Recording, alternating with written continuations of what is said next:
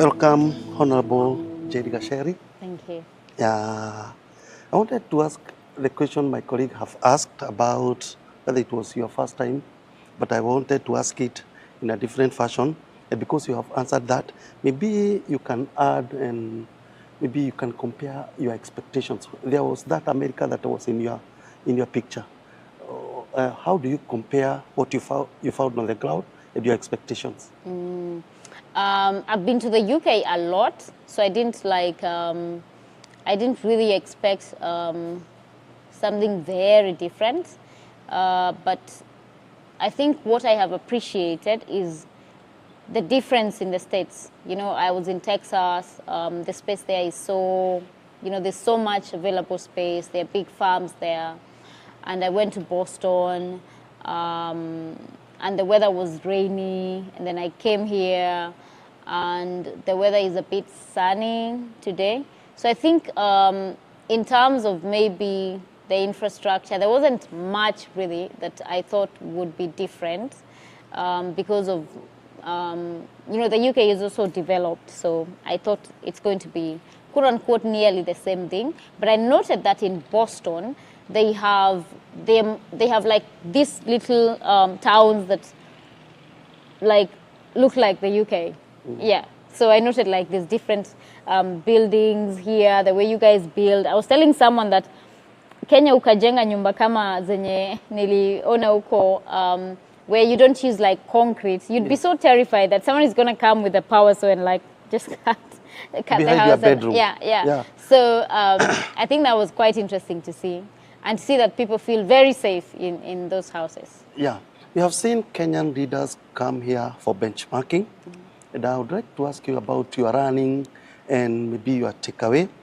Maybe what specific aspect of American culture, politics or economy do you think could be beneficial to Kenya or Kirinyaga County? I do think the political aspect is that politicians actually get the money from the people. So there's a sort of accountability mechanism in regard to the leadership and governance policies. That is something that we really need back home. I also think that to see that basic structures are working, the road networks, people actually follow the rules even without the police officers having to be there. That is something that is a cultural thing that we would want to adopt back home. Yeah. You have been here for almost 2 weeks, eh? Yes. 2 weeks, eh? I'll ask you about networking and partnership. Did you establish any connections or partnership with American organizations or individuals that could benefit Kenya or Kirinyaga County? Yeah, I did. I first attended an East Africa Chamber of Commerce conference in Dallas, and I had meetings with the deputy mayor, Pro-Tem. I don't know why they say Pro-Tem. I didn't understand that, but they explained to me what Pro-Tem means. And I had a meeting with the Irving Chamber of Commerce Vice President. And I had a meeting with Strike Water CEO. And they'll actually be coming to Kenya in December to sign a memorandum of understanding with a foundation that I ran for the benefit of the people of Kirinyaga County. So these connections and networking are going to have impact to your people? Yes. Okay. As a champion of women's rights, what insights do you gain from your visit about empowering women in leadership positions back home? Yeah, I think the participation of women here is a bit more scaled up.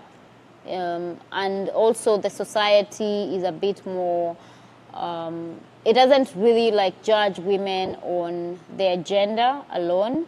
I was to have, we'd requested to see Jasmine Crockett, the rep for Texas, but her schedule was tight.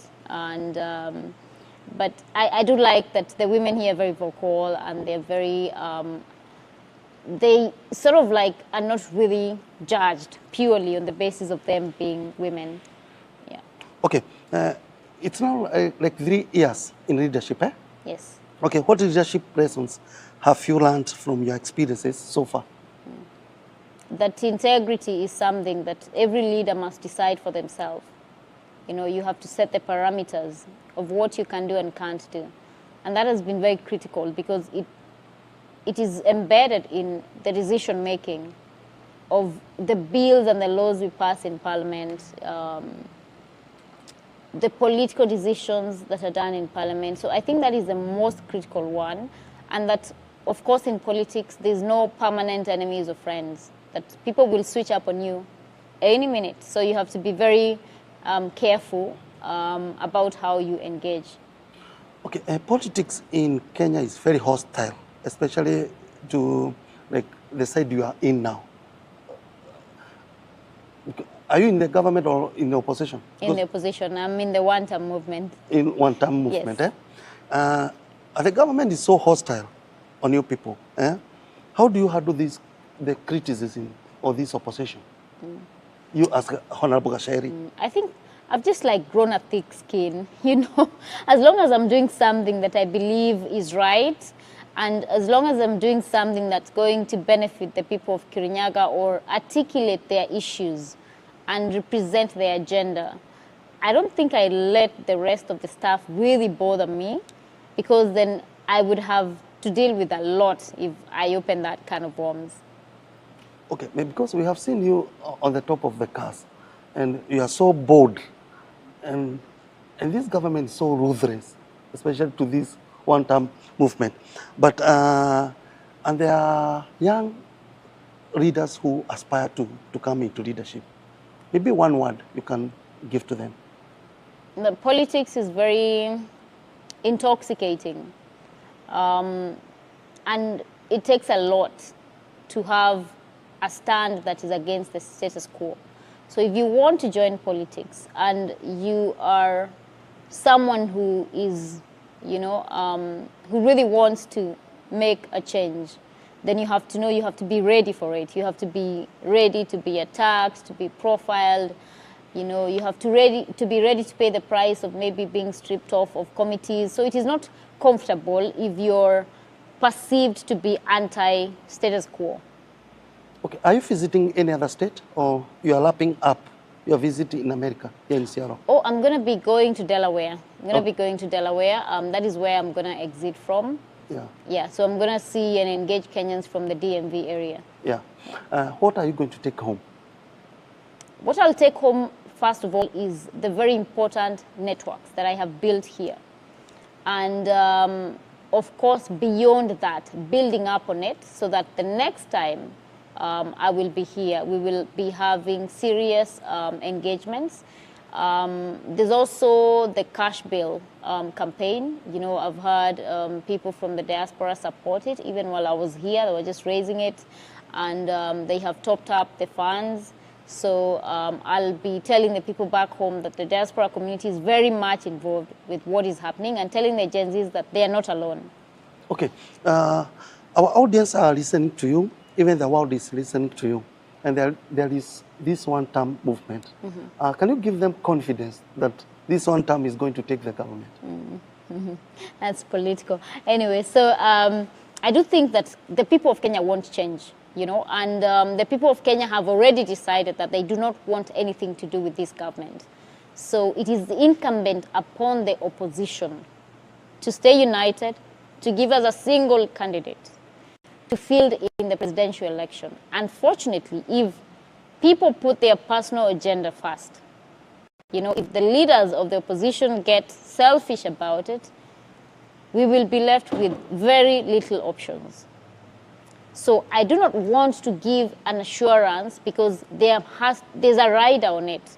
The opposition has to agree that it is Kenya first. Kenya first before anyone being the one wearing and swearing in to be the president of the Republic of Kenya. Okay. Last one, one more question. I don't know whether this is political, but one of the audience have sent that question to me, and it will be unfair if I don't ask this. A few weeks ago, we had President accusing the parliament that they are corrupt. Mm-hmm. Is it true? I do think that it is information that is the public domain, that money changes hands in parliament. You know, it has been reported severally. It happened during the impeachment of the Deputy President, Rigathi Gachagua.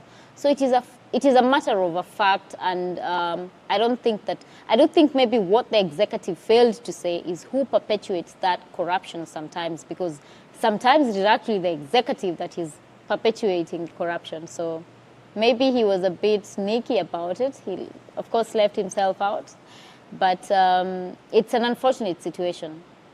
Okay, it was pressure hosting you here in Seattle. Thank Do you. you think you will come back to Seattle? Oh, certainly, certainly. I have to. Okay. Yeah. So when you go back, say hi to His Excellency, Rigathi Gachagua, and the team. That's all I had. Thank you. For today. Thank you. Thank you.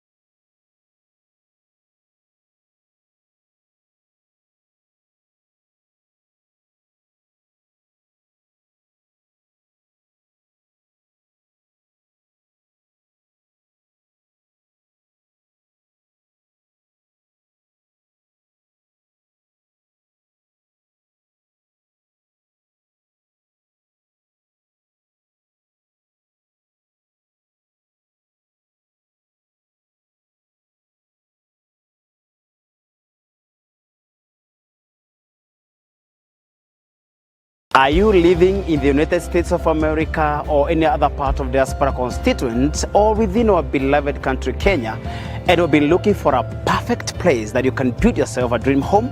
Welcome to Juja Creek, a prime project with unbeatable value from Danada Developers Limited. It is located only 6 kilometers from Juja town along Juja Farm Road and only about 2 kilometers from the tarmac. Our plots measures 50 by 100 and they are going for a pocket-friendly price of 2.45 million Kenya shillings or $18,900.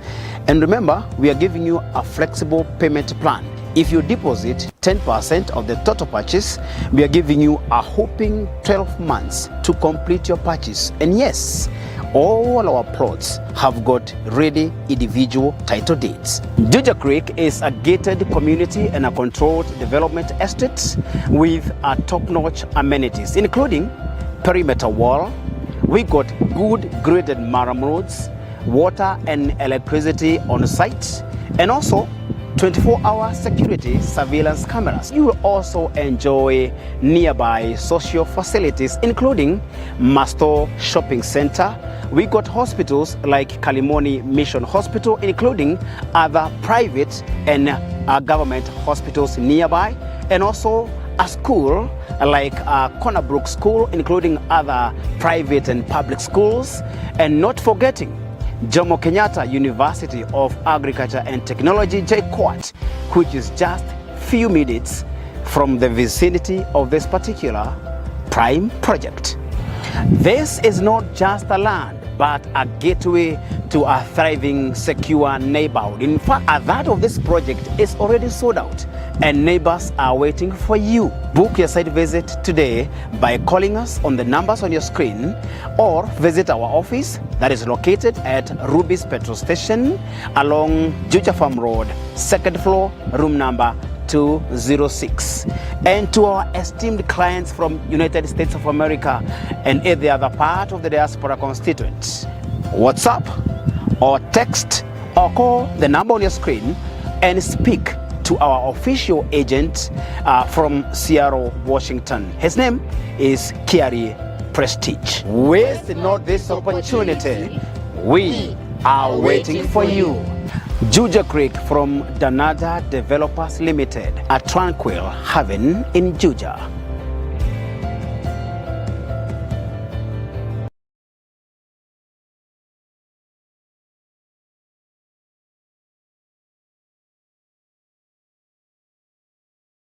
Lakewood, Washington. Get ready for the grand opening of Raha Premium Maize Flour, globally known as Kavagara in the USA. Join us on Saturday, October 4th, 2025 at 9601 South Tacoma Way, Lakewood, Washington, 98499. The fun kicks off from 2 p.m. And guess what? The first 20 guests get in free ugali flour. Plus, enjoy free nyama choma and Raha Premium ugali all day long. This is hosted by the amazing Lucy Kinyanjui Lukenya, your official Raha Premium distributor in the USA, retailers and wholesalers. All you need is to place your order. And that's not all. Keep the vibe alive. DJ Saint will be in the house spinning the hottest mixes. Don't miss it. It's Raha Premium Kavagara USA grand opening. See you there. This promo is brought to you by Pacific Waves Television.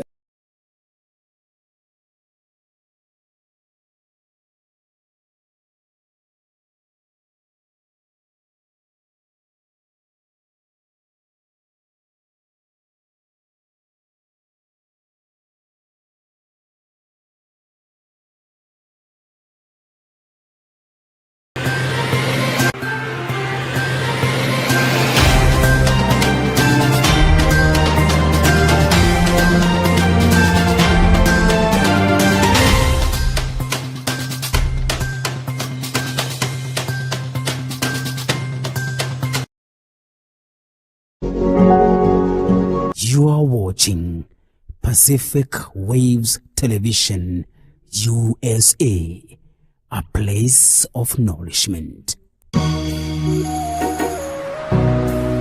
Pacific